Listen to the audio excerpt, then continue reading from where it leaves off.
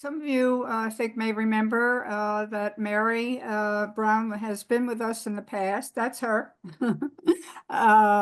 She's an instructor at Marymount College, which, as you know, we had an affiliation with, and we're delighted to have her back. She's spoken about Staten Island, and she and Julia were just chatting about that.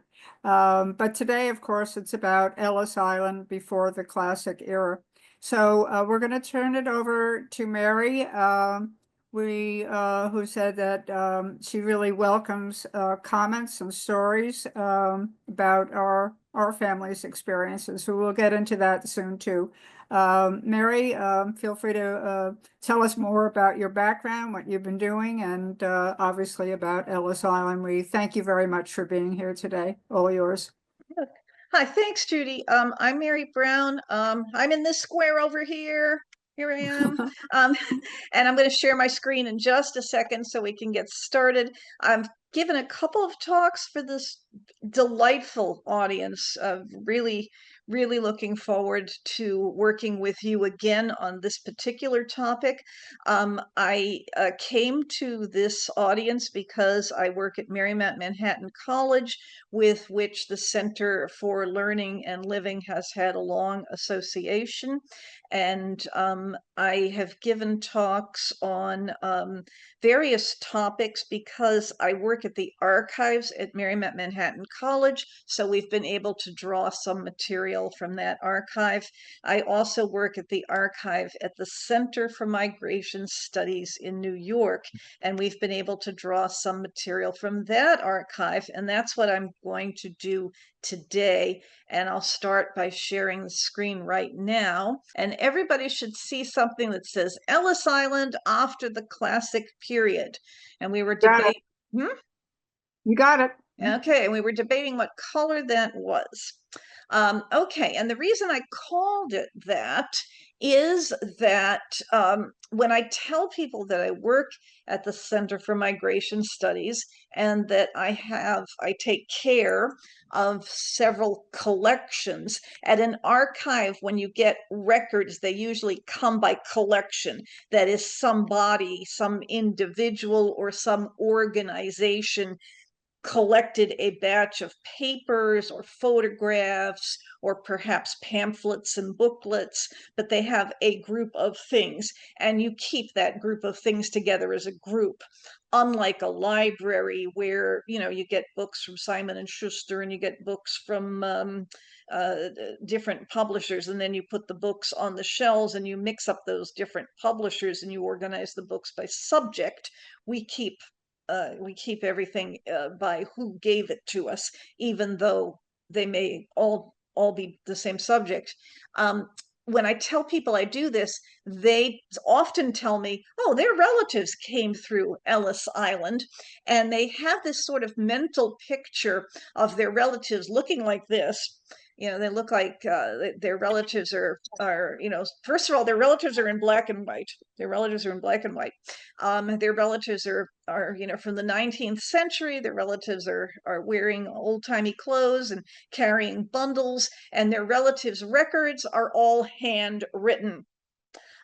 So, and that may be true for the very early days of Ellis Island. Ellis Island opened in 1892.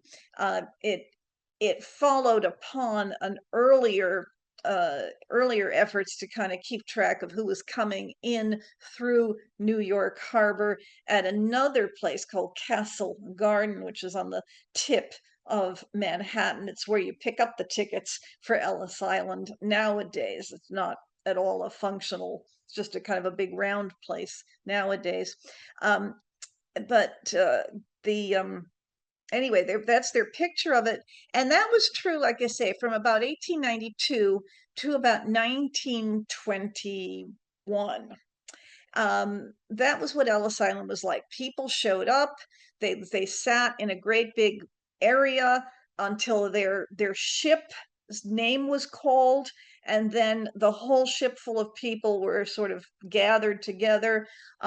and their name was called because they're on a manifest, they're on the ship's manifest, and their name was called line by line, and they were checked out as to whether they were, ready to be admissible to the United States. So that's how it was done. But Ellis Island continued until 1924. And when it continued, it did various other things besides that kind of checking in of immigrants from ships. It did other kinds of things. And those are the kinds of things that we're going to be looking at for the next, for the afternoon. That's what this afternoon's session is about. And this is just a little collage of pictures from Ellis Island, from different time periods, and from different spots on Ellis Island. And it's just a collage for you to look at while I talk. But here's the outline of what we'll be doing. The reasons for that change are that the laws themselves changed, so the procedures on Ellis Island had to change. And that began in the 1920s. In 1929, when the stock market crashed and the economy changed, of course, the whole reasons for migration changed. Instead of coming to the United States to get a job, the United States is a place where a lot of people don't have jobs. And in fact, the United States is trying to get rid of people that might be, people who might go on welfare, people who might be an economic burden to a government that was already overstressed and so forth. So Ellis Island actually became a place where people were assembled to get them out rather than have them come in. It was also a place where the first refugees are coming in the years that the Nazis come to power in the 1930s. During World War II, it was a place where, again, people are being assembled to move them out, not because of a depression, but because of the war. These are people who are either going to be held for the duration of the war, although usually they didn't spend the entire war in Ellis Island. They're brought there and then they're sent someplace a little more secure than, the ocean of the, right on the ocean of the United States. But it was a place for part of the detention system during World War II. After the war, it becomes part of the refugee resettlement system in a really big way. And that was very interesting because right in the middle of resettling refugees from World War II, the federal government decided that it could save some money by closing Ellis Island in 1954, and we'll take a look at the intersection of that particular thing. The idea that Ellis Island is actually less useful because we're not receiving immigrants in the old-fashioned way. We're settling refugees, and we are settling refugees. We've actually got people here that we're dealing with. So we'll take a look at those two things. That's what we're going to do, and we'll have time, believe me, we'll have time for people to talk about their own families who might have come during this period. Some people did come in, especially in the refugee period after the war, and in the 1920s, even though immigration is restricted, it does happen. And people just do have stories. Some people have visited Ellis Island and they have stories about what it was like to visit there and to see, what goes on there. Anyway, these people are, this is just a picture of people on Ellis Island. The little tickets on their shirts, on their jackets are actually to get them to go to the correct railroad station because they don't speak English. So the little ticket is spelling out the name of the railroad train that they are supposed to take. These are people who are going into the interior of the United States. Their new homes are somewhere in the Midwest or the far West. Some of them, the men especially, are laborers heading towards mining camps or towards railroad camps, and those railroad camps were actually kind of mobile. The person, they were building a railroad, so they might be here and then they might be 15 miles further west the next day. So those little tickets were to help keep them track of where they're supposed to get off the train and so forth. But they're here to remind me, to remind you, that until 1921, the United States government tolerated a system where ships brought people right to the door of the United States, and then the United States decided if they could come in. We did have laws about who could come in and who couldn't. We had, from 1882 onward, a law against admitting people who were likely to become a public charge within a year of arrival. After 1891, there was a list of communicable diseases that you could not bring into the United States, like tuberculosis and leprosy and things like that. They had a list. After an anarchist assassinated William McKinley, he was an American-born anarchist, but it didn't matter. They figured, why not be proactive? And they passed a law against foreign-born anarchists in 1906. So every so often they just add to the list of people who couldn't come. But in every case, people would buy a ticket, get all the way to New York Harbor, and most people did arrive at New York Harbor because most of the freight comes in through New York and then gets dispersed over a railroad system that is centered in New York and New Jersey, and over a canal. It's still a canal system, even into the 20th century, that's centered around the Erie Canal going up to the Great Lakes. So that's why we were so central to immigrants, because we were central to freight.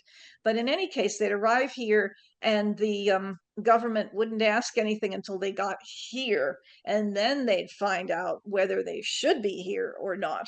Now, the government did have a plan for what would happen if the answer was no, you shouldn't be here. And that plan was that if the answer was no, the shipping company that brought you here had to take you back at their expense. This is just a picture of a random ship. It's not even in the United States. The picture that I happened to be able to find that showed a ship is in a port in Genoa, but it's got lots of nice luggage in front of it and a bunch of people planning to immigrate that are kind of bunched up on the right-hand side, ready. You can see the covered over here, you can see the little covered gangplank that these people are going to go up to get into their ship, and then all their luggage will get stored in the hold, and then the ship will take off, and hopefully when they get to the United States in about 2 weeks, it's a steamship, despite this mast thing that you see up here, does have steam. They will be able, you can see where are there should be funnels somewhere. They're probably in the back off the side of the picture.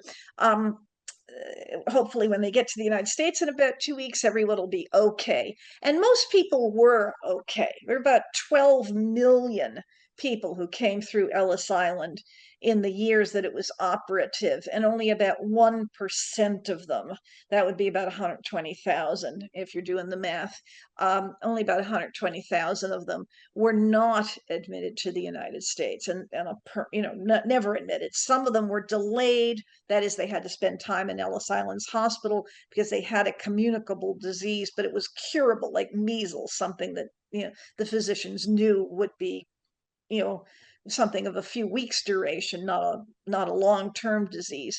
Most of those 120,000 people had a communicable disease called trachoma. It's an eye ailment. It was easy for the Ellis Island ophthalmologists to spot. It is permanent, unlike measles. It's with you forever, and it's debilitating. It'll blind you. So it was something they really did watch, and it was communicable. It was something that once they got on shore, they might give to people in the United States. So they wanted to watch out for it. Anyway, what this did was it taught the shipping companies something. And in order to explain what it taught the shipping companies something, I want to recommend a book to you if you've never read Mary Antin's The Promised Land. It is a wonderful memoir of someone who came to the United States as a young girl. Family settled in Boston, and she went through the American school system and grew up to become a teacher and a writer and something of a kind of a minor literary figure until her death in 1930. 30 not see she knew the Nazis came to power, but she died in the 1930s in the United States. I mean, she was an observer of this, not someone who was hurt by it. But anyway, she came to the United States early in the 20th century from Russia as a little girl. So it was sort of little girl type memory of what happened when her family snuck out of Russia, across the German border, and with a series of papers and bribes and so forth, finally got to port in Germany and bought tickets to get to the United States and got to their ship. And the first thing they had to do was take all their clothes off and hand them to these people and go into this little room, which turned out to be a place where they could take a shower, a hot shower, and then go into another little room, which was steam heated, where they were handed big, warm, woolly blankets, sort of combination towel blanket, great big blanket thing, bigger than anything she'd ever seen.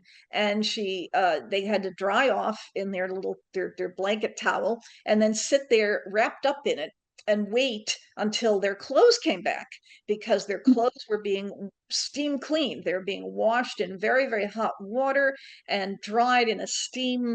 They didn't have real dryers like we're used to, but so they were being steam dried because the authorities wanted to kill. And meanwhile, they're looking at these people and like I say, sort of steam cleaning the people too. They were trying to get rid of any kind of insects that might be on them, and trying to make sure that they were nice and clean and would not be rejected by any kind of American authorities and have to go back at the shipping company's expense. And this little girl, who was Mary Anton, was about 5 years old when she just came to the United States. She was sure that they were preparing them for like cooking and eating it, with all this steam and all this hot water and all this everything. And she was very relieved when they brought the clothes back, and they got dressed and they got on the ship. So um so it's a really funny story, but obviously when she was a little girl, it was not so funny at all. It was terrifying. um and it's really, really interesting. It's one of the few really good descriptions of what the shipping companies were learning from the way the Americans were setting up their immigration reception. What the Americans learned finally in the 1920s, and this was 1924. In 1924, the Americans finally learned that you don't have to have everyone come all the way to New York only to be told that you're likely to become a public charge. You've got a communicable disease that you're not going to get rid of. You've got tuberculosis and we can't cure it in 1924. You've got something. You've told us you're an anarchist and we don't admit anarchists. Whatever the issue is. And we're not going to admit you to the United States, and you're going to be sent back on the next ship that your company, the shipping company, sends to Europe. So what they began to do instead was what you're familiar with if you travel or if you have relatives who were born abroad, that they go to a consulate, an American consulate in another country, and they answer all those questions there. Are you likely to become a public charge? No, I can get a job easily, or I have money, or something. Do you have a loathsome and contagious disease? The list is much smaller now, but we do have the list still. Are you an anarchist? So on and so forth. And you answer all those questions there now. and if you answer them successfully, you get your immigration visa. I mean, there's some other rules about this. One has to be available. We don't have an endless supply of them. We didn't in the 1920s either. There was a limit on how many went to each country in the 1920s. There was a large number, about 40,000 available for immigrants coming out of Germany or coming out of the UK. There was a much smaller number, about 4,000, coming out of Italy. There was a minuscule number for people coming out of Lithuania. It all depended on some very complicated math. What it really depended on was that Americans wanted to maintain a kind of a balance of a preponderance of people from Northern and Western Europe in their own population base. And this was the easiest way to do it, was just to keep giving lots of immigration visas to people from Northern and Western Europe, and very few immigration visas to people from Southern Europe, like Italy or Greece, or Eastern Europe, like Russia or Poland. And in fact, no visas were given to people from places like China. There's a Chinese Exclusion Act, and there was something called the Asiatic Barred Zone, which meant no people at all from Japan or China or what's now, there were very few independent countries in Asia. Most of them were colonies, so there were people who didn't leave because their colonial owners wouldn't let them leave. But China and Japan were the big ones that people just couldn't get a visa to the United States. The reason I have this statistical yearbook up is because sometimes people want to know what these laws were, and you can find them. They're all online nowadays, but they're very, very wordy, very, very complicated, very lengthy, and so forth. And the easiest thing to do, frankly, the back in the 1920s, this was all actually under control of the Labor Department, because immigration was seen as a form of labor. Most of these people were coming to get jobs. In 1940, with World War II on the horizon, and a concern that immigrants might be spies or saboteurs, immigration was transferred to the Justice Department, and they were concerned these people might be communists, or that they might have to worry a lot about the legal status of them. So it became a Justice Department issue, and it remained a Justice Department issue for a long, long time. And then after 9/11, when George W. Bush reconfigured the security apparatus of the United States, the FBI and the CIA and the military, and so not the Defense Department, but the FBI and the CIA and the Border Patrol and things like that, into the Department of Homeland Security. The immigration fell into the Department of Homeland Security, and that's where it is today. But they've inherited all of that material. So if you go to the Department of Homeland Security's website, you'll find there a little office called Office of Immigration Statistics. And that office has all of these old books and old statistics. And this is one of them. It has the 1996 statistical yearbook. And that yearbook has a year-by-year list of all the immigration laws passed. And all of the laws are very short. They just have a few words about each one. So it's a very handy thing, very much easier to read than the giant, 1952 McCarran-Walter Act or something like that. So that's why I put it there. Okay, let's just resume our story. Mary, yeah, I'm sorry. quick question. What about the Irish? I thought there was a discrimination against them, even though from Great Britain. There's a lot of Irish prejudice. The problem is, and this has always been a huge problem with American prejudice, is trying to make it work in your immigration policy, because you can't really, I mean, you'll see this today. You'll still see this. Excuse me for a second. I'm drinking something. Mm. Mm. You still can't, you just can't say, look, we don't like these people and we're not letting them in. I mean, some people can be just that rude, but but even in the 1920s, it really could not be just that rude. It was really hard for them to say, look, we don't like you. Especially because some of the people you didn't like were voters. And I mean, the same people that you're telling, that you're kind of complaining about, they're also showing up to vote. And this could be a problem. You had to kind of, play your cards carefully there. So you ended up with these really arcane rules. The 1924 law makes reference to an 1890 census and a bunch of percentages and things like that barely make it sound like we don't like the Italians, which is really where we are headed here. With the Irish, I mean, they just couldn't, I mean, you just cannot do the math. You cannot get rid of the Irish without getting rid of the English. There was no way to do that math.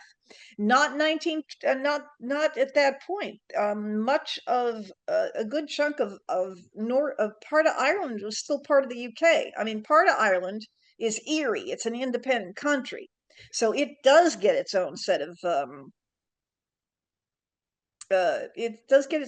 immigration of visas, but it gets a huge number of them because they'd been all immigrated before the 1890 census, which is the census they were using.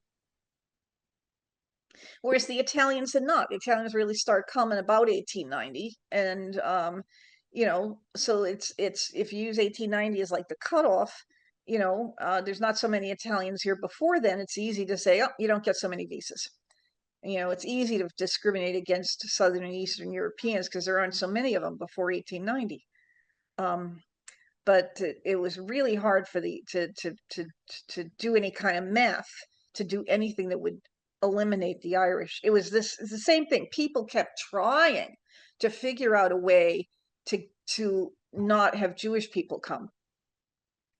But So we have a couple people like to comment. If it's okay to jump in here.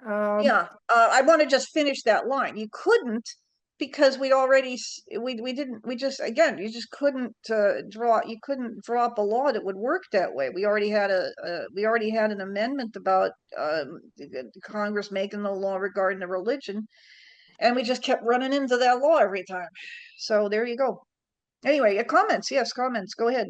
Okay, so I'm going to read comment in chat in a second, and Susan, you'll go next. Susan Fish.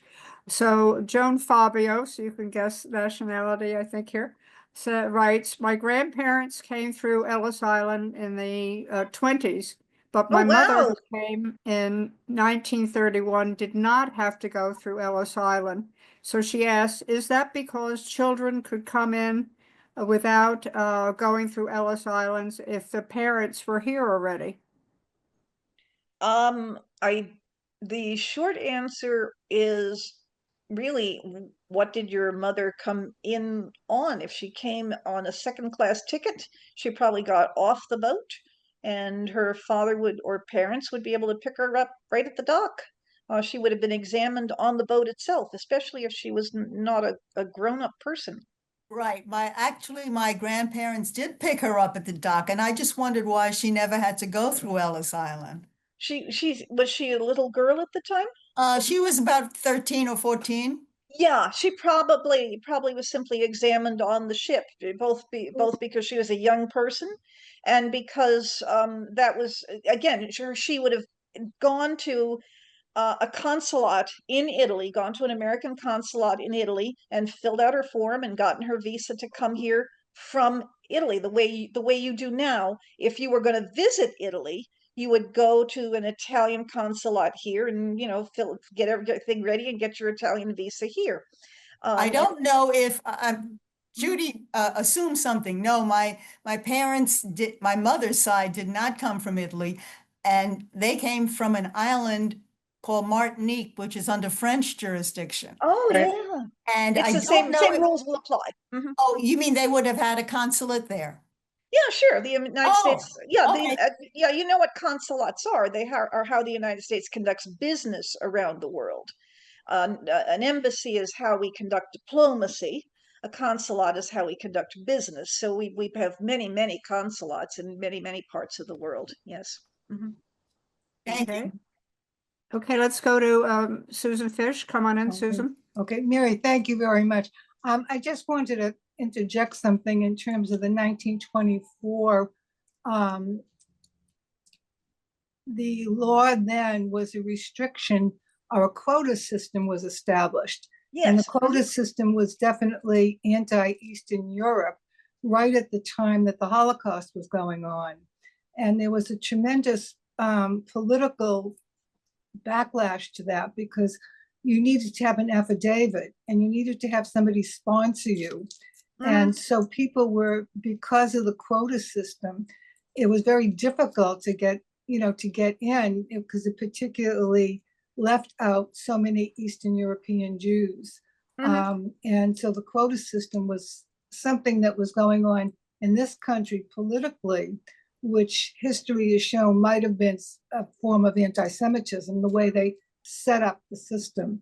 And there's some wonderful, interesting stories about how people would go to the telephone book and try to find people with the same last names as they did to see if they could get somebody to sponsor them to come here. And they had to have a job when they got here.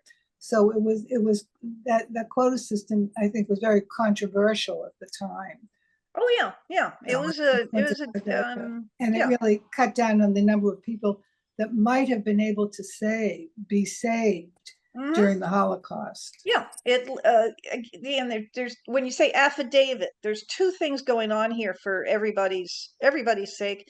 The quota system is simply how many visas Russia got, Lithuania got, Latvia got, Estonia got, every place got, and the visas were given to the country. And yeah, it has so however many visas Estonia gets once, it was probably about, like I say, a little under, probably about 4,000 at max, because it's most of the Eastern European countries, that just was the number.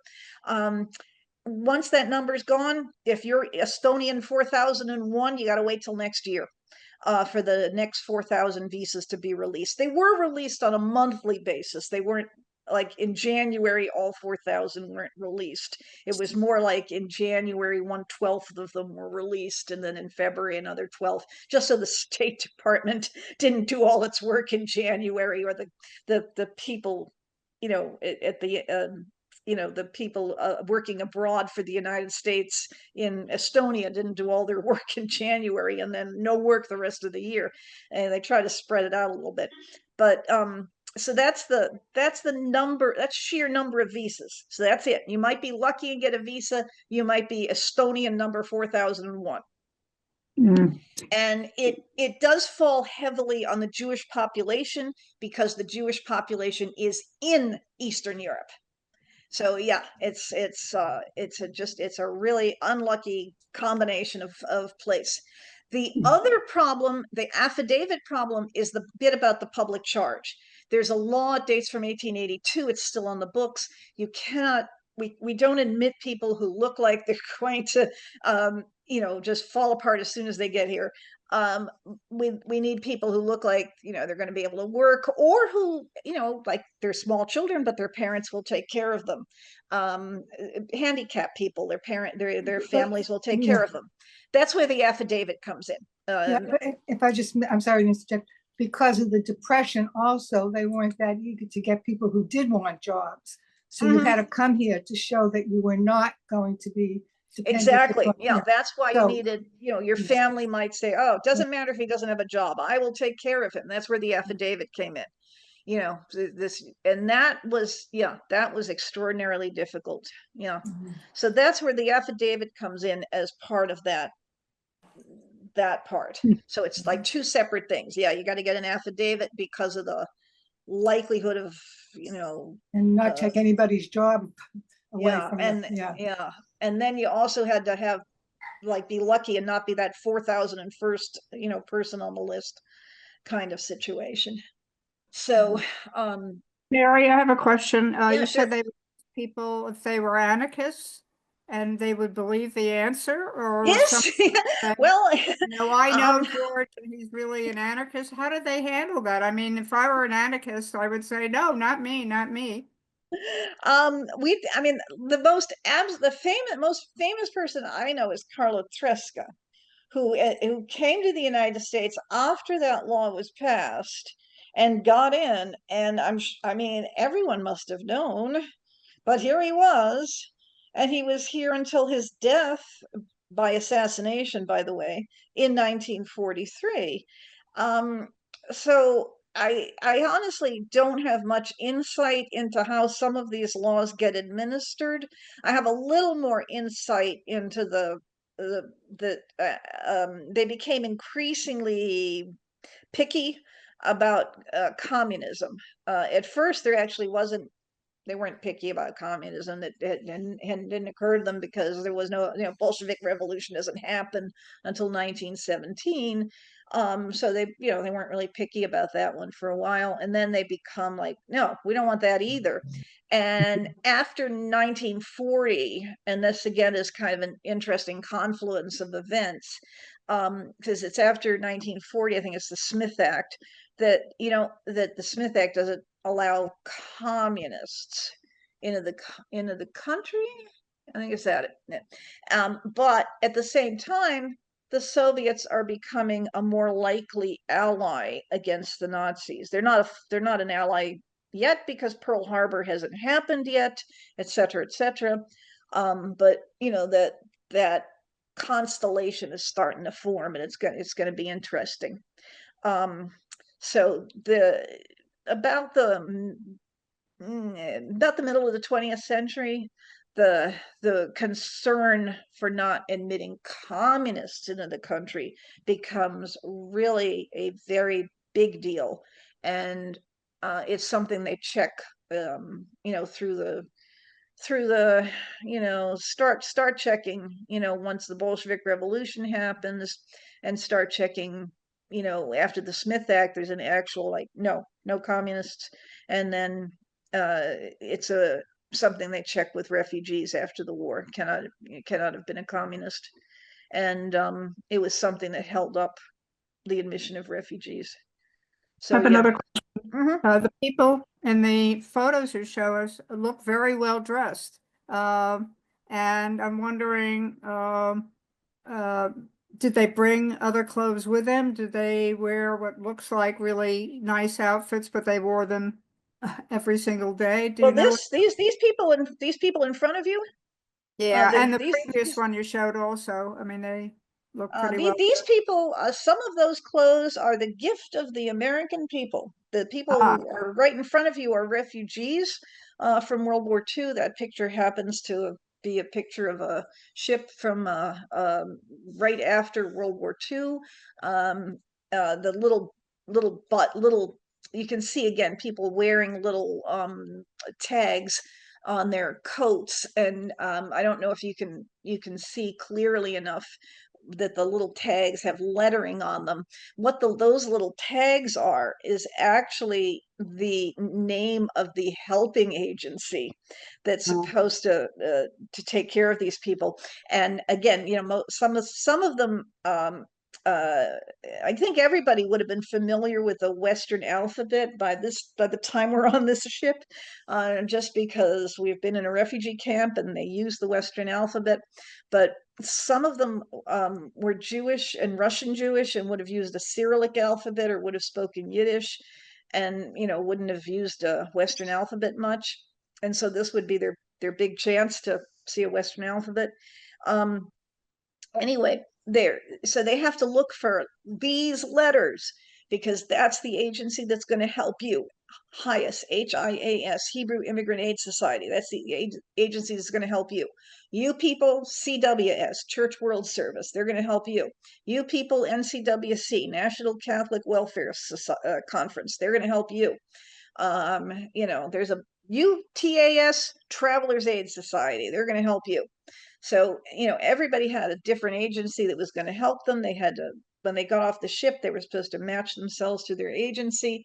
The only, the only reason the picture is there is again, to give them the idea, to give you the, give me a chance to talk about the idea that people are now, when they arrive, although this is sort of the wrong picture for this purpose, when they arrive, they're already kind of pre-processed to a certain extent. They've had forms filled out and stuff done. In this case, it happens to be with refugees, but with most people, it would have been with a consulate. So Yeah, I just want to mention my mother. people are so the reason these people are so well dressed is they're actually wearing clothes that were donated by people, and so they didn't pick these things out. They're nice looking, hopefully nice warm clothes that were given to them to keep them nice and warm. So I just want to mention my mother, who grew up in New York City, was born here, was a speech teacher, and she worked at HIAS helping immigrants learn English. And probably I wouldn't be surprised if some of the other people here had some connections to these agencies too. Yeah. Let me I'm going to kind of dovetail off for a little bit. Somebody did ask about the Irish. This story will loop back into the 19th century, but it does extend all the way from the 19th century into the 20th century. And it's a pretty good idea as to what happens when you're bringing these people into New York Harbor, and you're taking them and bringing them to be, like I say, I'm using the word process because that's really what the social workers also used. It sounds kind of like they ought to end up, looking a little different after they are finished, but they looked exactly the same. But what they meant was that they checked their paperwork and made sure that that they still didn't have a loathsome or contagious disease or anything like that. That was actually the most important thing, because that was the one thing that could change. Usually you didn't become an anarchist on a 2-week steamship trip between Europe and the United States. Usually you didn't become a public charge in 2 weeks. Things like that didn't happen, but you could pick up a germ. And so what the one thing that was sort of the one thing that I wanted to make sure that I talked about was that when the ship arrived, and this will be a steamship again, a steamship, and as you get towards the 1920s, let's see, steamship, not really until World War II, and after World War II did they start using diesel fuel, did they start using fuel that you're used to. So you're usually coal. Okay, so it's usually a steamship, usually coal-driven steamship. Okay, so as the ship steams into the harbor, as it gets close to the harbor, another little boat will come out to meet it, and on that little boat will be a couple of physicians. Not a huge team, maybe 2 or 4 of them, even though there's a lot of passengers. They'll get onto the ship. There's a ladder to get them up there. They'll get onto the ship and they'll go through everybody. I mean, everybody, the crew as well as the passengers. So they'll go through, and at this point, in the 1920s, we're talking, regular passengers, people who paid for tickets, and, are just regular passengers, and the crew, and they'll go through everybody just to check and make sure that they have not picked up a germ somehow in their 2 weeks, and that we aren't, somehow all now sharing the flu or the measles or something that's, it's just small, it's a contained environment. So if somebody's got something, within 2 weeks, everybody's probably going to have it. But what's interesting is to see what happens to, whoever's got it, whoever they find that's got this illness. If you're a sailor, if you're part of the merchant marine, you get to go to this building, which is much nicer than it looks. I know the fencing makes it look a little forbidding, and the grass and the kind of the fact that it looks kind of weedy makes it look a little forbidding. But try to get that part out of your mind. You're looking at a building that I took a picture of recently when there's no people in it right now, but it used to be fully occupied. This is the old United States Merchant Marine Hospital. We don't use it anymore because people don't arrive by ship anymore. They arrive by airplane. If somebody arrived by ship today that was really, really sick, they'd be airlifted to Bellevue because it's so rare, it's so uncommon, and so it's so peculiar that they just take them to Bellevue. They wouldn't, there's no need to have a special place. But in the 19th century and in the early 20th century, it was relatively common for somebody to have the measles, the mumps, the flu, something, and sometimes something that was like, what is that? It's, and to be then brought over to this nice, it really was, you can see all those columns there. There's balconies behind those columns where the sailors were put out for fresh air. Fresh air was considered a very good cure. There's lots of windows for them to be in their rooms. The windows are something that opens more fresh air, more sunshine, and sunshine and fresh air were considered good for people. Up there where the windows are very small on the top, I'm sorry, I should point with a little pink thing. Up on the top, those are laboratories. Way up on the top are laboratories where the doctors can take samples from the men, blood samples and urine samples and spit samples, and they can see all kinds of interesting things in microscopes, and they can check and see what these people might have, and they can look up. There's a library there, but they don't know everything. They are also doing experiments. They are also doing research. This is where the National Institute of Health is founded.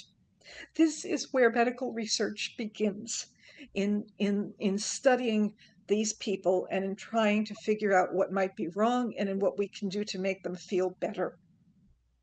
Anyway, for the ones that we can take care of, they're down here in the little rooms, hopefully getting lots of milk and oatmeal and milk and oatmeal and milk with bread and milk with everything we can think of to put with milk.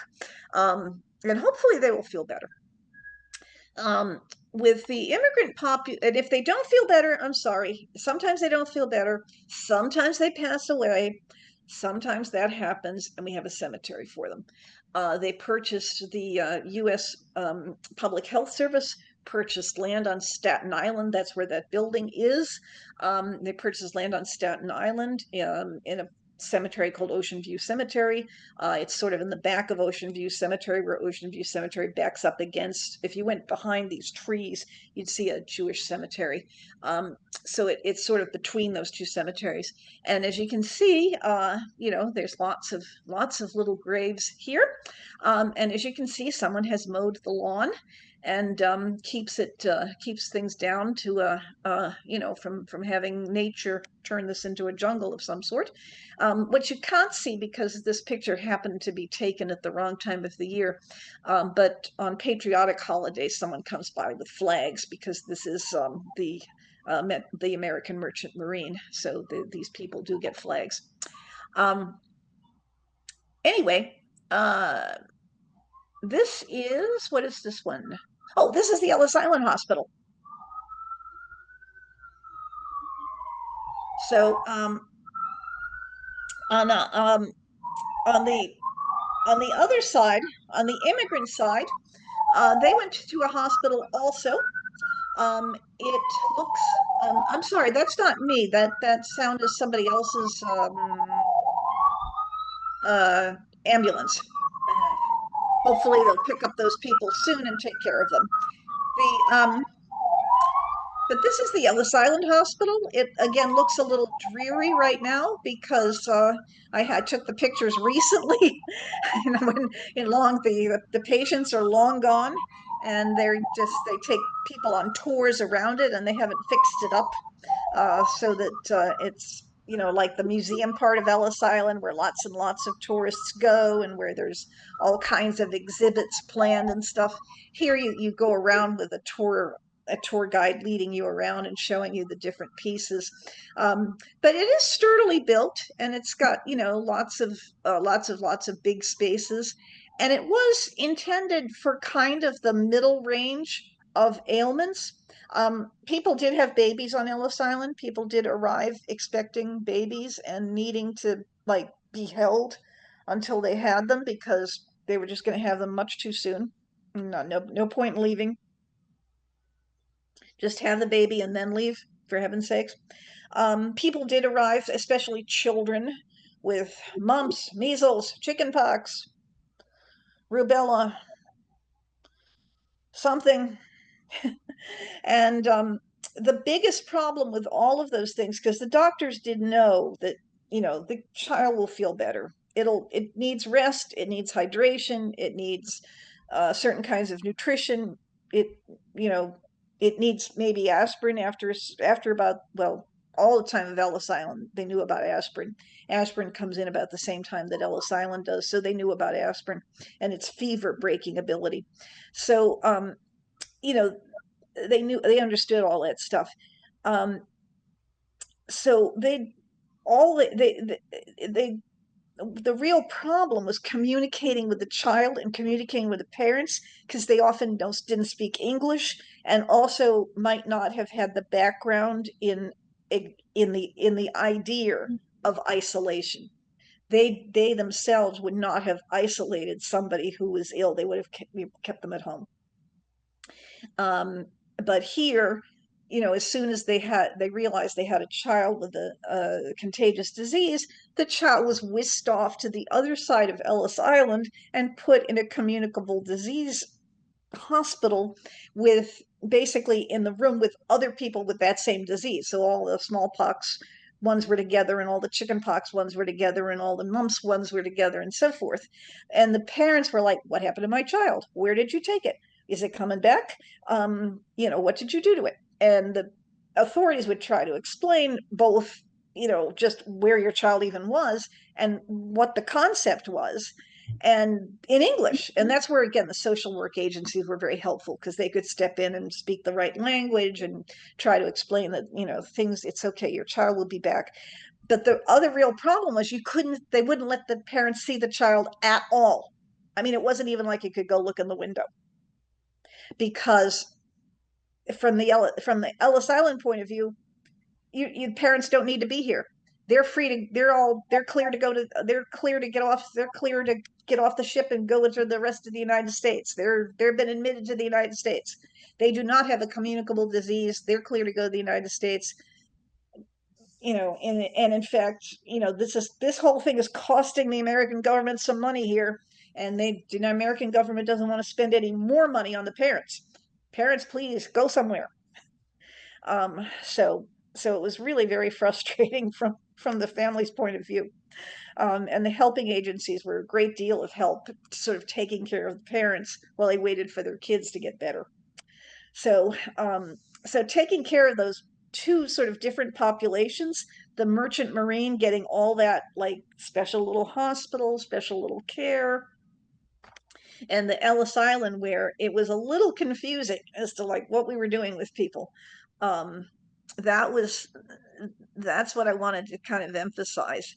Um, this also the if you died in the care of people on Ellis Island, um, they really didn't have a good place. They didn't have a cemetery. There's not a cemetery on Ellis Island.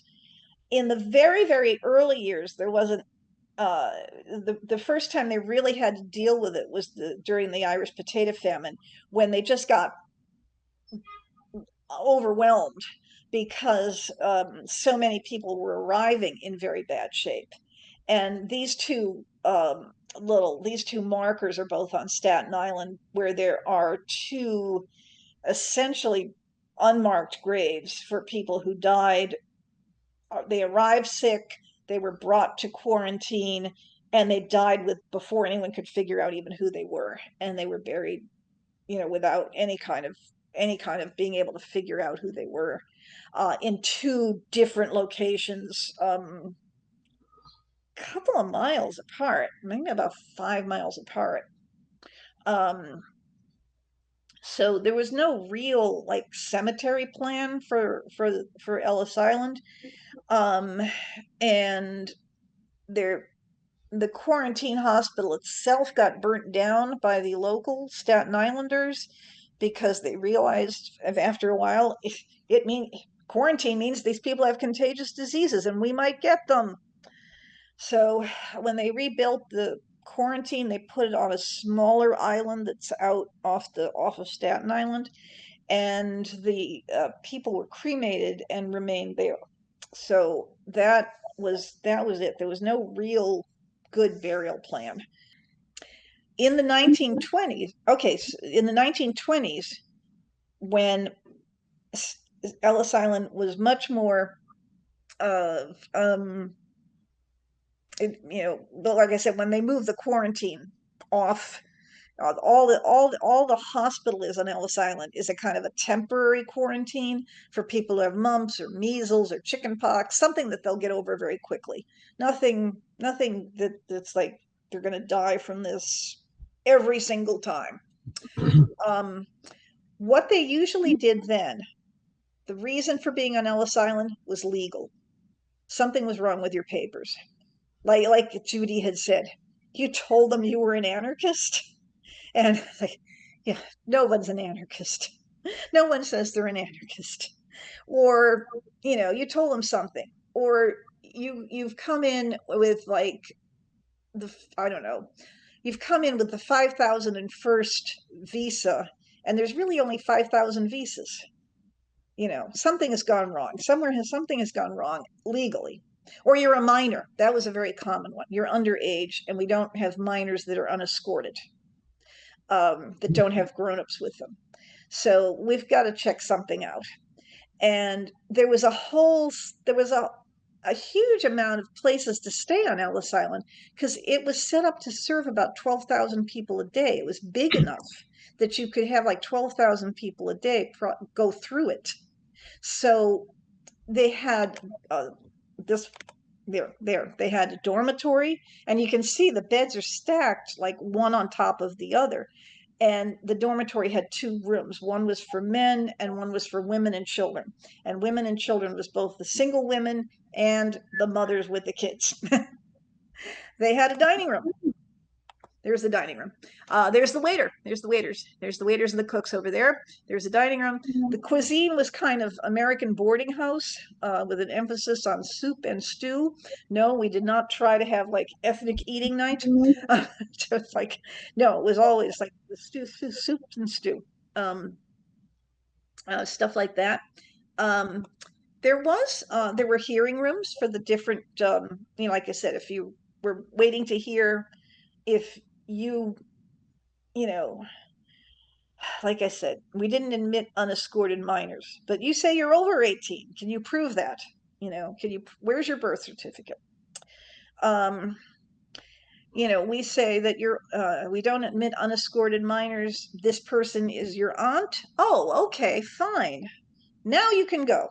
That sort of thing. So here we have a social worker, not a lawyer, social worker presenting the paperwork. Here we have the board of the immigrant hearing board from the Labor Department, listening to the paperwork being presented and making a decision about it. Here we have people waiting their turn for their hearings and so forth. Oops. Oh, no, this one. Here we have children. They also are being detained. Their parents are being or cases are being heard, but everyone understood that the kids could not just sit around. Social workers were very big on this, that the kids could not just sit around. They would get depressed, they would get anxious, they would get they would be problems. The children would become problem people. So they had a playground for them. There they are in their playground. There was also indoor activities for them, and there were snacks, a morning snack, an afternoon snack. The food on Ellis Island, like I said, was this kind of American cuisine, but the American cuisine included milk and crackers at about 10 a.m. and about 3 p.m. every day. And there was always the chance to sit there and look at New York and wonder if you were ever going to get there. These pictures, by the way, come from a set of postcards that were made in 1925 to sort of show people what Ellis Island was like by then. And I just wanted to share them with you because they are really quite spectacular. And yeah, the colors are have kind of gone off slightly over the years, but they really are terrific pictures. In the 1930s, it becomes more of a place where they collect people who are going to be deported because the federal government, especially, you got to remember that there's the stock market crashes in 1929. And in 1929, there'd been a presidential election in 1928. That's what Herbert Hoover wins. He gets inaugurated in March of 29. He's almost the last one to get inaugurated in March. FDR is inaugurated in March of 33, and that's the last time for that. After that, it's in January. And then the stock market crashes that October of 2028, and then 29, excuse me. And then Herbert Hoover has to figure out what to do with that for the rest of his presidency. And, his first thought is if the stock market crashes, the government isn't going to be bringing in the revenue it used to, because the revenue comes from taxes, and there aren't going to be as many taxes collected. Nobody's making any money, so we can't be collecting that many taxes. So we've got to tighten our belts. So we're going to be deporting people. We're going to be getting, reducing the amount of people we might end up being responsible for on welfare rolls and things like that. And this is a really interesting case because I think some of you may remember in the first Trump administration, there was a big discussion about the separation of families. And this is the sort of thing that could happen. This family's last name is Semyuk, and it's an Eastern European name, Semyuk. Mr. Semyuk, John Semyuk over there, the taller man in the tie, he was born in the Austro-Hungarian Empire in the 19th century, and he served in the Austro-Hungarian Empire Army in World War I. And then he left the collapsed Austro-Hungarian Empire. It died with World War I. And he left to go find some other place where he could earn a living. And he first tried Canada. And the only thing he found in Canada was his wife, Lucy, the woman there by his side. And they had a son, Lawrence, the little fellow who's not wearing a tie. And so that was great. He got married, he had a son, but he still didn't have a job. So he snuck over the border to the United States, and he did find a job at Ford Motors because he went from Canada into Michigan, found a job at Ford Motors. They didn't ask any questions because they needed workers. So he works at Ford Motors. Lucy follows him with little baby Lawrence. At that point, Lawrence is an infant. And she also comes in without papers, without any kind of paperwork, but she goes back to regularize her situation. She goes back to become a legal immigrant, realizing she probably better do that. But she thought that if she was legal, so was baby Lawrence, because after all, he is baby Lawrence, isn't he? And nobody told her anything different. She didn't ask, nobody thought to tell her anything. So that situation kind of hung there. Everything was really fine throughout the 1920s because her husband, John, his job persisted. Everything was great. Everything was actually great when the stock market crashed because his job was so good that they had savings. And they were still living off their savings when the federal government caught up with him and realized that even though he was not a public charge, he was not a welfare case yet, he was still living off his own savings, but he was an illegal immigrant. And so was his son, who his situation had never been regularized. And they were afraid that, well, sooner or later that money's going to run out. We got to get these people out of here now. So they were going to send him back home. Well, of course, the Austro-Hungarian Empire had collapsed by now. So back home was not the Austro-Hungarian Empire, it was Yugoslavia. So he was going back to his hometown, not his home country, just his hometown, which now spoke a language he did not know, because he'd used German in the Austro-Hungarian Empire. And they were using like Serbo-Croatian or something. Lawrence is going back to Canada because that's where he was born, although he's now this size, okay? He's not a grown-up, he's this size. Lucy can stay here because she's an American citizen. But her choices are to stay here and send money to keep Lawrence up in Canada, or go to Canada with Lawrence and then figure out what she's going to do for a living in Canada. So that kind of separation, and that was repeated and repeated and repeated and repeated. I've got more pictures of this sort of thing. This was part of a series of photographs collected for just this purpose of like explaining, every one of these families has these kinds of complications. The mother's going here, the father's going here, the kids are going here, someone doesn't speak the language of where they're going, et cetera, et cetera. And finally, the Herbert Hoover administration gets defeated by the Franklin Roosevelt administration, and the authorities, the helping agencies on Ellis Island, are able to report that, as indicated, the policy prevailing at the outset in the Department of Labor was to proceed as vigorously and speedily as possible with the deportation of all who had entered the country after July 1st, 1924. This work was often carried out ruthlessly and without regard to the suffering of innocents and helpless relatives. And the National Catholic Welfare Conference, that's whose report this is, had frequently had to protest to the Department of Labor on the unnecessary hardships inflicted in the course of the expulsion process. Since the new administration, that's Franklin Roosevelt's, had come into office, the pendulum has swung in the opposite direction, and deportation, because of the social problems bound to arise therefrom, are being stayed in large numbers for the purpose of allowing Congress to consider the implications of the act of deportation in the light of unconsidered human suffering to the unoffending relatives, often US born. So they slowed down on the deportations because, frankly, it was just causing too much trouble for American citizens as well as for like children and things like that. So you can see this has happened before sometimes.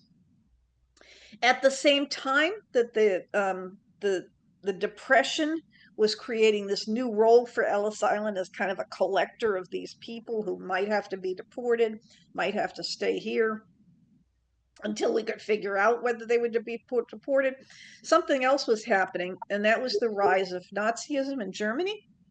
And this was interesting to me because you couldn't see it until you looked not at the annual reports, but you put them together across time, because these reports were done individually, and you can see the individual reports. They're actually online. They're actually online on JSTOR, and you can read the individual reports, and you can read like what happens on Ellis Island on any given year if you're interested in oodles of information about the workings of immigration law. Basically, that's what the reports are. But each of these reports, and this was from a Catholic agency, so that's why I sort of picked up this particular thing. The agency also would see when Catholic sisters arrived. And every year, and the agency was really into these kind of statistics. So every year they just listed all the different orders of Catholic nuns that they were helping and what country the nuns came from. And when I say they assisted the nuns, they're meeting them at the dock, and they may have just like showed them where the railroad station was. They may have, if the sisters didn't speak English, which was something that could happen, they might have acted as translators at with the customs people and with the health, because the sisters also had to go through the public health inspection. So help them go through public health inspection, help them go through customs, help them make the transportation connection if they didn't speak English, do stuff like that. So that's what assisting them meant. So they kept a track of what they did. And as you can see, these were the top 4 countries that sent sisters. There's actually about 30 countries that sent sisters, sometimes only once, sometimes in the 10 years or so that I've collected the data from, like one set of sisters came from Malta in all those 10 years, one set came from some from South Africa in all those 10 years. But these were the top 4 that consistently sent communities of sisters. And as you can see, like France just consistently sent, between 20 and 15. 15 was the lowest number, and 40 is the highest number over the years. And there doesn't seem to be much of a correlation between what's going on in the world in that year and whether the sisters are on the move. It's those 2 ideas are just unrelated. Same thing with Ireland. The sisters are moving in response to their own needs, to whatever mission they're being called to whatever's going on in the lives of sisters. But look at the line for Germany. 1931-32, before Hitler comes to power, it's like 43 sisters. And that's the number of sisters, not the number of communities of sisters, total number of sisters. 32, 33, the year Hitler comes to power is January of 33. It's already jumping to 100, and it stays up there, and it doesn't drop until World War II starts, which is September of 39. Then nobody's moving. People just don't move after the war starts, because you can't really move easily once the war started. It's funny that Mussolini does not have the same effect on Italian sisters. They too seem to be moving to their own rhythm rather than to anything the Italian government is doing or not doing in those years. But you can see here that, yeah, somebody's got to move. Somebody's got to be moved. And the agency is meeting sisters on the dock and helping them on to their next stage in their development.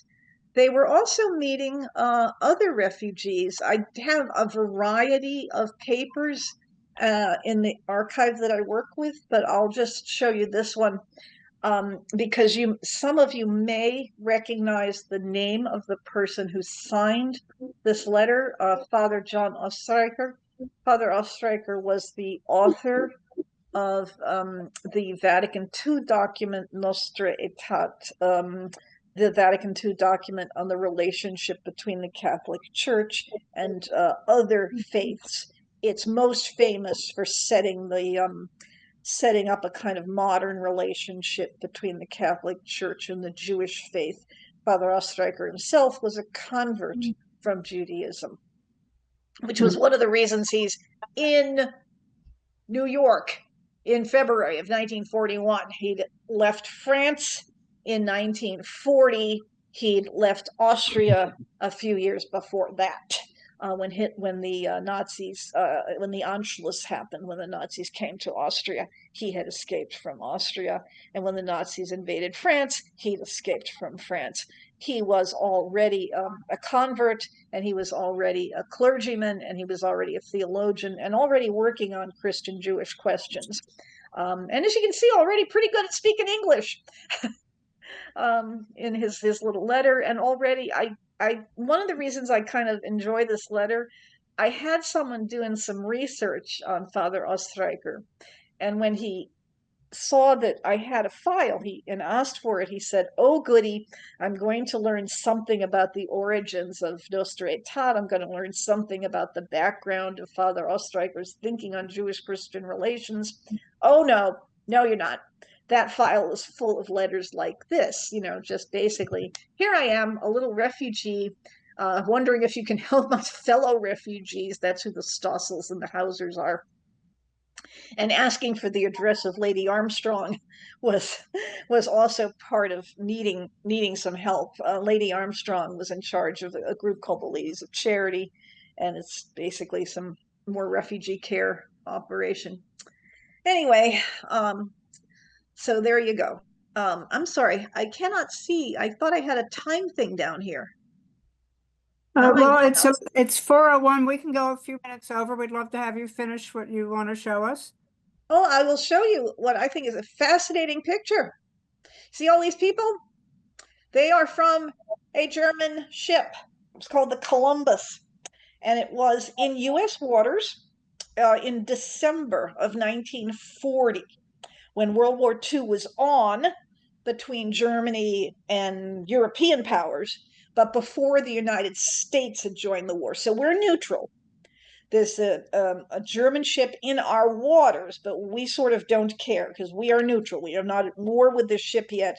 There is an American ship following it around because it's at war with somebody, and so there is an American ship following it around. As it goes up the American coast, it was going from the Caribbean back to Germany. We did not exactly know why. Like I said, we're not entirely involved in this. We're not entirely involved in the war yet. So we're not really like following too closely what's going on. But this American ship is watching it, and suddenly a British ship appears on the horizon. This is really bad news because the British and the Germans are at war with each other, and certainly a battle will take place.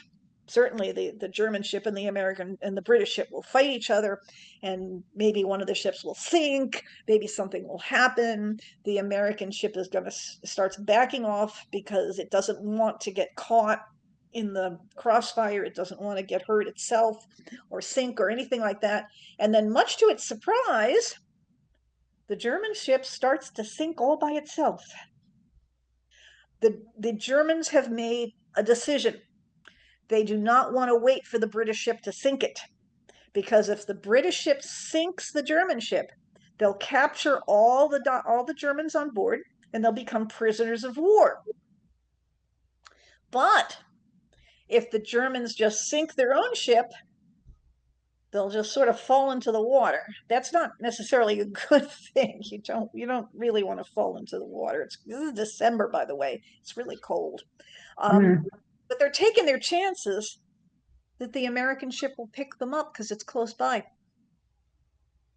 And they're right. No one's going to let anybody just drown.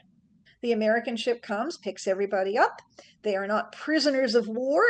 They are just people who fell off a ship.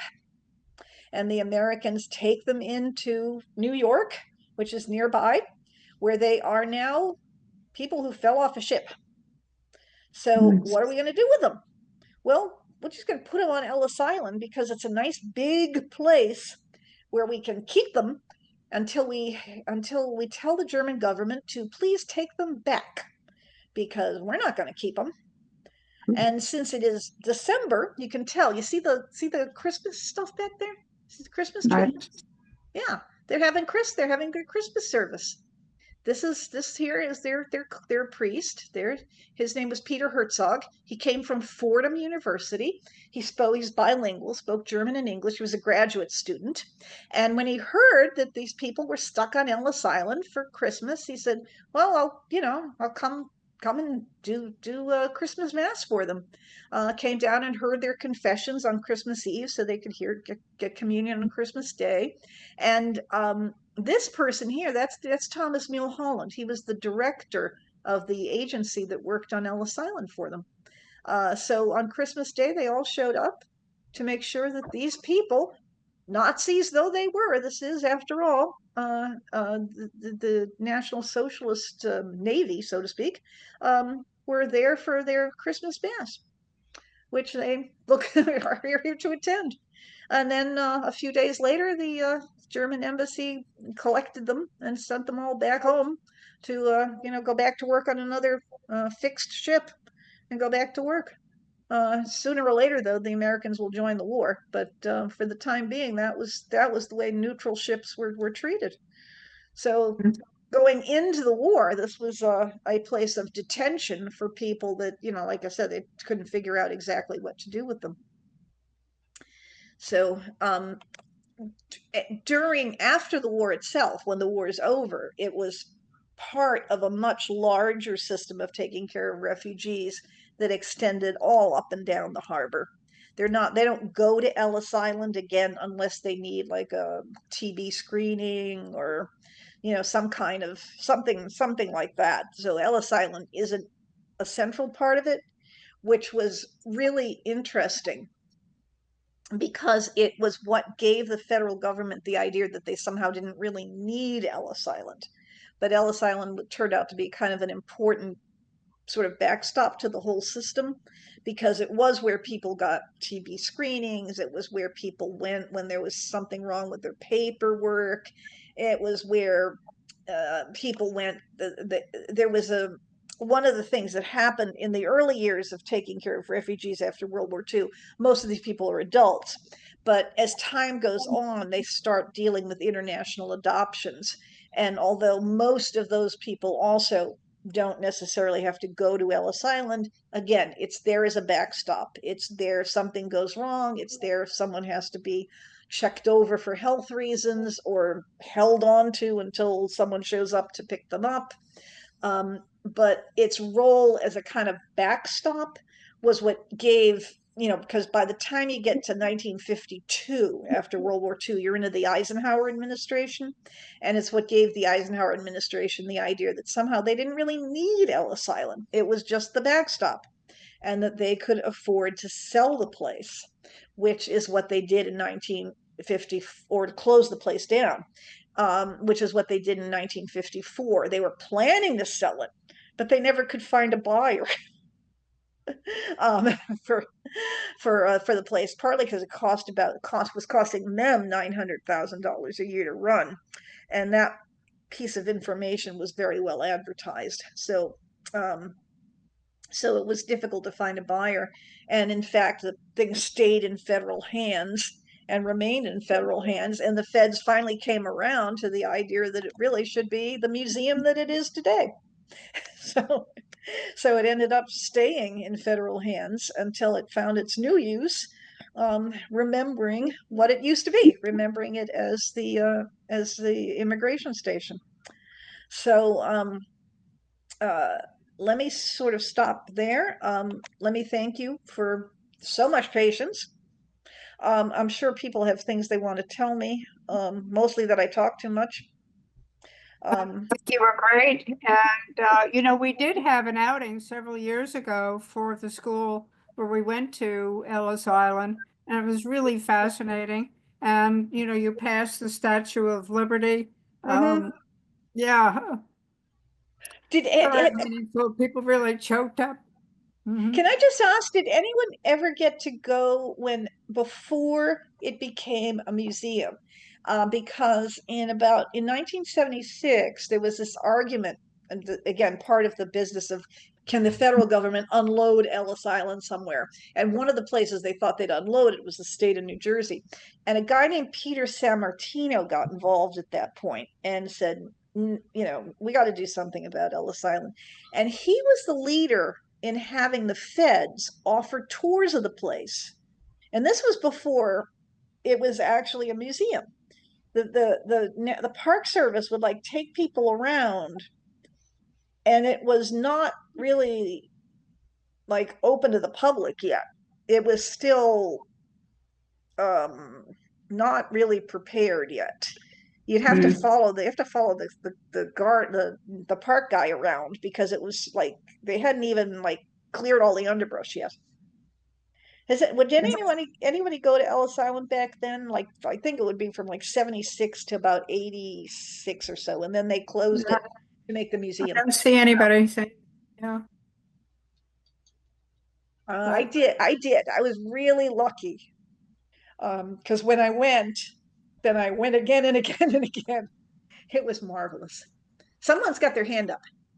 Yeah, Eleanor, that's someone named Eleanor? Eleanor, you have your hand up, and I don't know who was just speaking.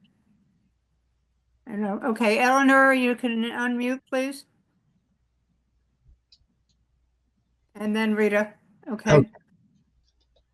Okay. I'll tell you what, go ahead, Rita, please.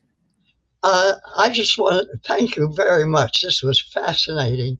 I got to do a story on Ellis Island with a camera crew without, I can't remember why now, but I was absolutely amazed at the amount of information that was available there and the numbers of people who were visiting. I ended up not being able to do the story. We had to take the boat and do it elsewhere because he got mobbed. There were so many people visiting, and there was so much information available, uh, which I promised myself I would come back and look up and never did.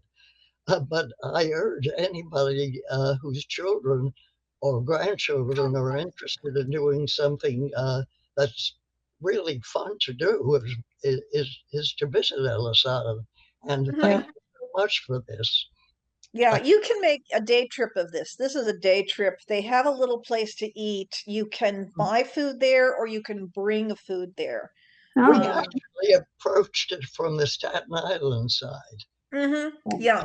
Georgia, yeah. New Jersey. There's a New Jersey approach Jersey, and yeah. a Manhattan approach. So there's a couple of ways to get there. It's really quite doable.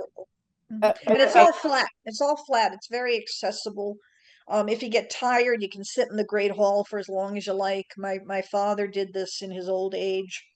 It's very doable at a lot of different age That's groups great. and health levels and so forth. Let's go to Eleanor, and then I think we'll Yeah, wrap up. I managed to unmute. Yes, I went on the day of the tall ships in 1976. That was a big day. It seemed to me that there was a tour going on. Now, my husband had come here from Poland when he was 6 years old, and to him, this was really fantastic. He remembered the Statue of Liberty going around that, and he started to cry out there. But we loved the Ellis Island. There was, as Rita said, there was so much information there, and it just was really a mind-blowing experience. We loved it. So Yeah. that's my day there. But that was an important day, the tall ships. I don't know if Yes, I remember that. I remember that. Yeah. There's a note from Joan in chat that you can sit at the terminals and find the boats in which your family came with their names and occupations. So that's really wonderful. Yeah. Yeah, you can do the passenger search from your own home as well. The keyword is Ellis Island passenger search, and the color scheme is kind of teal and black. Make sure that that's what you're seeing because it also links to ancestry.com and some of the commercial ones, and you don't want those. You want the freebie from Ellis Island itself. Okay. I just one last quick thing for me. What I was told, and I know they've denied it, or I think they denied it, is that names got changed. So when people came through and they gave compliment, Susan shaking her head, so I don't know, but I remember hearing this, and my family said this was true. People had very long, complicated, difficult for Americans to understand some names from Russia, Poland, etc. And they would just write it down as something else. Do you know anything about that? Do you think? On Ellis Island, it had to stay the same as long as they were dealing with the ship manifest. Because you got to remember what they need to do is make sure that you are you. I mean, that's what they're doing. They're making sure that you are the right person here and that you are eligible to enter the United States. So they're not going to be changing anything on that information sheet because they're making sure that you are you. It's good. Okay. And yeah, it was not uncommon for people to change their name when they talked to the shipping company at the beginning, you know, if only to disguise themselves when they were leaving, you know, they don't want the Tsar to know that they have left Russia, Mhm. that kind of Mhm. thing. So that would be one point at which one's name might change. People often formally changed their name when they became citizens, because that's another point at which, like, okay, this is my name, because it's on Right. all my American documents. But Okay. you had to maintain some consistency on Ellis Island itself, because the whole point of being here is like, this is you. You do not have a contagious disease. You, you know, can read, whatever it is we're testing, that sort of thing. Okay. Mhm. Susan, you wanted to Yeah, I comment? Go just ahead. wanted to say that's exactly right, that nobody's name was officially changed at Ellis Island because they had the manifesto and your name had to be on it. Many people heard that did change their names later, so it would sound more American. But no name was officially changed at Ellis Island. I see. Interesting. Okay. Well, I thought of course, women change their names in other ways too. Mary, thank you yet again. This was really terrific, fascinating, and very moving, very touching. Oh, you're So, welcome. And there's my email right down there. And like I said, in case anybody has any questions, if you want to know how to like find your relatives, and stuff like that, let me know. There's my email. I'm happy to send some that's very links to nice. things and Okay. And I stuff like have that. it if anybody needs it. Okay. So we wish you much luck. And again, thank you for a terrific, terrific session. Can we all please thank Mary? Thank you, Mary. Absolutely.